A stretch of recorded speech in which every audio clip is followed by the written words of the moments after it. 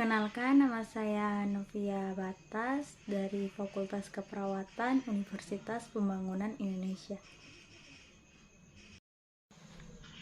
Pada saat ini saya akan membahas tentang diare pada anak. Yang pertama, definisi. Buang air besar yang encer lebih sering terjadi dari biasanya atau buang air besar lebih dari 3 kali sehari. Etiologi, diare biasanya disebabkan oleh virus atau terkadang makanan yang terkontaminasi. Jarang sekali menjadi tanda gangguan lain seperti penyakit radang usus atau sindrom iritasi usus.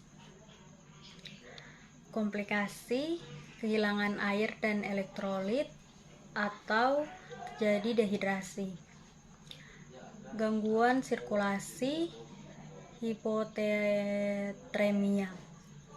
Tanda dan gejala: tampak lemas dan pucat. 2. Mata cekung. 3. Sangat kehausan. 4. Mulut dan bibir kering. 5. Tubuh terasa dingin. 6. Jumlah urin sedikit atau warna kuning pekat kecoklatan. 7. Saat menangis air mata hanya sedikit atau tidak ada sama sekali. 8. Mengantuk terus-menerus. Patofisiologi. Mekanisme dasar penyebab timbulnya diare adalah gangguan osmotik atau makanan yang tidak dapat diserap akan menyebabkan tekanan osmotik dalam rongga usus meningkat sehingga terjadi pergeseran air dan elektrolit ke dalam rongga usus. Isi rongga usus berlebih sehingga timbul diare. Diagnosa: 1. Kekurangan volume cairan yang berhubungan dengan kehilangan cairan yang berlebihan dari traktur ke dalam fases atau muntah. 2. Perubahan nutrisi, kurang dari kebutuhan tubuh yang berhubungan dengan kehilangan cairan yang tidak ada kuat. 3. Risiko kerusakan integritas kulit yang berhubungan dengan iritasi karena defekasi yang sering dan fases yang cair. Kita masuk di patoflow diare. Diare menyebabkan dehidrasi, kemudian menyebabkan kerusakan mukosa usus, kemudian menyebabkan defeksi sering, kemudian menyebabkan output berlebih, absorpsi berkurang. Output berlebih dan absorpsi berkurang menyebabkan penurunan nutrisi.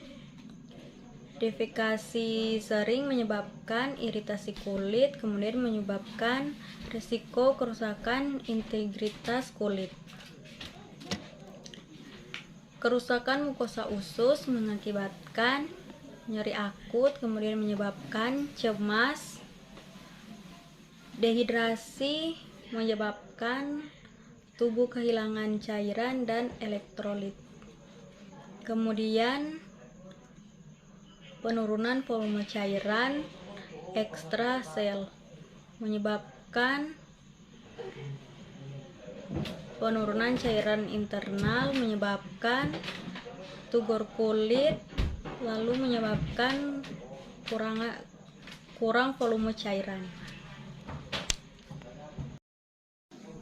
Kita masuk di intervensi. Pertama, intervensi dari diagnosa kekurangan volume cairan yang berhubungan dengan kehilangan cairan yang berlebih dari traktur ke dalam fases atau muntahan. Yang pertama, 1. Berikan arolit. 2.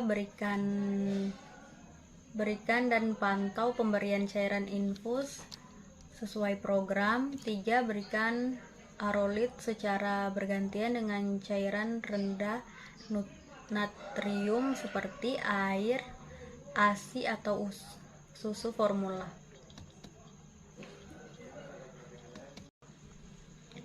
Intervensi yang kedua, dengan diagnosa perubahan nutrisi kurang dari kebutuhan tubuh yang berhubungan dengan kehilangan cairan yang tidak ada kuat. Yang pertama, setelah dehidrasi, beritahu ibu yang menyusui sendiri bayinya agar melanjutkan pemberian ASI. Yang kedua, hindari pemberian diet pisang, beras, apel, dan roti panggang atau teh. Intervensi yang ketiga, dengan diagnosa risiko kerusakan integritas kulit yang berhubungan dengan iritasi karena defekasi yang sering dan fases yang cair. Intervensi 1. Ganti pupuk dengan sering. 2. Bersihkan bagian bokong secara berhati-hati dengan sabun non-alkoholis yang lunak dan air, atau merendam anak dalam bathtub agar dapat dibersihkan dengan hati-hati. 3. Oleskan salep seperti zinc oksida. Demikian penjelasan saya tentang ASCEP diare pada anak. Terima kasih.